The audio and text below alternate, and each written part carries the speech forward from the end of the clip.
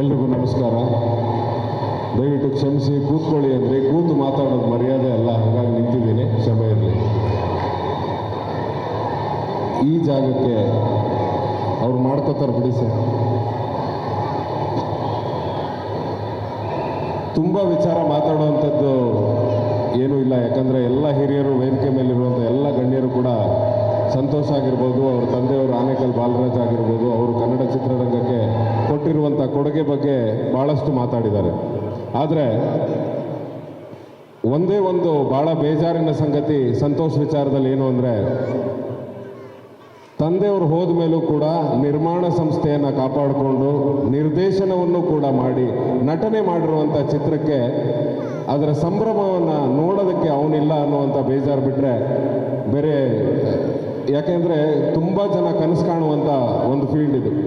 ತಾನೇ ನಿರ್ದೇಶನ ಮಾಡಿ, ತಾನೇ ನಿರ್ಮಾಣ ಮಾಡಿ, ತಾನೇ ನಾಯಕ ನಟನಾಗಿ ನಟಿಸಿರುವಂಥ ಸಿನಿಮಾ. ಈ ಥರದ ಸಿನಿಮಾಗಳನ್ನು ಪ್ರಚಾರ ಕಾರ್ಯದಿಂದ ಆಗಿರ್ಬೋದು ಅಥವಾ ಅದರ ರಿಲೀಸ್ ಆಗಿರ್ಬೋದು, ಅವೆಲ್ಲವನ್ನು ಇನ್ನೂ ಭಾಳಷ್ಟು ಮೋಸ್ಟ್ಲಿ ನಾವು ಮಾಡ್ತಿರೋದು ಏನೂ ಅಲ್ಲ, ಅಥವಾ ಇವರ ತಲೆ ಉಪಯೋಗಿಸಿ ಏನು ಮಾಡ್ತಿದ್ದಾರೆ ಅದೆಲ್ಲದಕ್ಕಿಂತ 100ರಷ್ಟು ಹೆಚ್ಚು ಆ ಮನುಷ್ಯ ಯೋಚನೆ ಮಾಡಿದ್ದ ಅನಿಸುತ್ತೆ.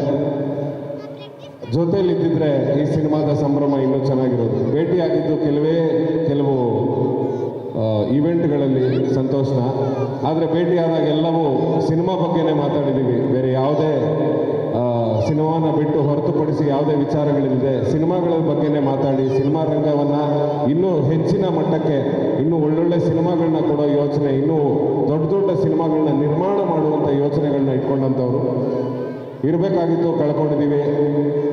ಕಳ್ಕೊಂಡಿದ್ದೀವಿ ಅನ್ನೋದಕ್ಕಿಂತ ಹೆಚ್ಚು ಒಬ್ಬ ಕಲಾವಿದನಿಗಿರುವಂಥ ಆಶೀರ್ವಾದ ಏನು ಅಂದರೆ, ತಾನು ಇರಲಿ ಇಲ್ಲದೆ ಇರಲಿ ಚಿತ್ರದ ಮೂಲಕ ಜನರಿಗೆ ಪ್ರತಿದಿನ ಸಿಗುವಂಥ ಒಂದು ಆಶೀರ್ವಾದ ನಮ್ಮಂಥ ಕಲಾವಿದರಿಗೆ ಸಿಕ್ಕಿದೆ.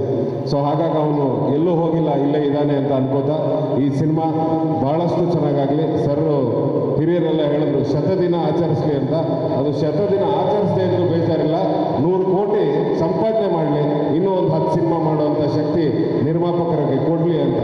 ಯಾಕೆಂದರೆ ತಂದೆಯವ್ರನ್ನ ಕಳ್ಕೊಂಡು, ತಮ್ಮನ್ನ ಕಳ್ಕೊಂಡು, ಇದು ಯಾವುದು ಬೇಡ, ಸಿನಿಮಾನೂ ಬೇಡ, ಏನೂ ಬೇಡ, ಬಿದ್ದಿರಲಿ ಅದು ಡಬ್ಬಿಲೆ ಅಂತ ಹೇಳೋದು ತುಂಬ ಸುಲಭದ ಕೆಲಸ.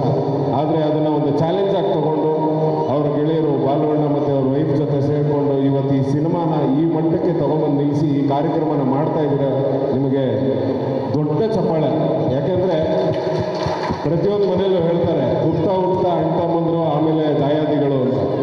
ಅದನ್ನು ತೆಗೆದು ಆ ಸಿನಿಮಾನ ಸೈಡಿಗೆ ಇಟ್ಟು ನಮಗೇನು ಬೇಡಪ್ಪ, ನಮ್ಮ ಪಾಡಿಗೆ ನಾವು ಬದುಕ್ತೀವಿ, ತಾಯಿ ಒಬ್ಬರು ಇದ್ದಾರೆ, ಅವ್ರನ್ನ ಚೆನ್ನಾಗಿ ನೋಡ್ಕೊಂಡಿರ್ತೀವಿ ಅನ್ನೋ ಕಾಲದಲ್ಲಿ ಇಲ್ಲ, ತಮ್ಮನ ನೆನಪಲ್ಲಿ 2 ಸಿನಿಮಾಗಳನ್ನು ಅದ್ಭುತವಾಗಿ ರಿಲೀಸ್ ಮಾಡಬೇಕು, ಇದನ್ನು ಜನಕ್ಕೆ ರೀಚ್ ಮಾಡಿಸ್ಬೇಕು ಅನ್ನೋ ಯೋಚನೆ ಇದೆಯಲ್ಲ, ದಯವಿಟ್ಟು ನಿಮ್ಮಂಥ ನಿರ್ಮಾಪಕರು ಚಿತ್ರರಂಗ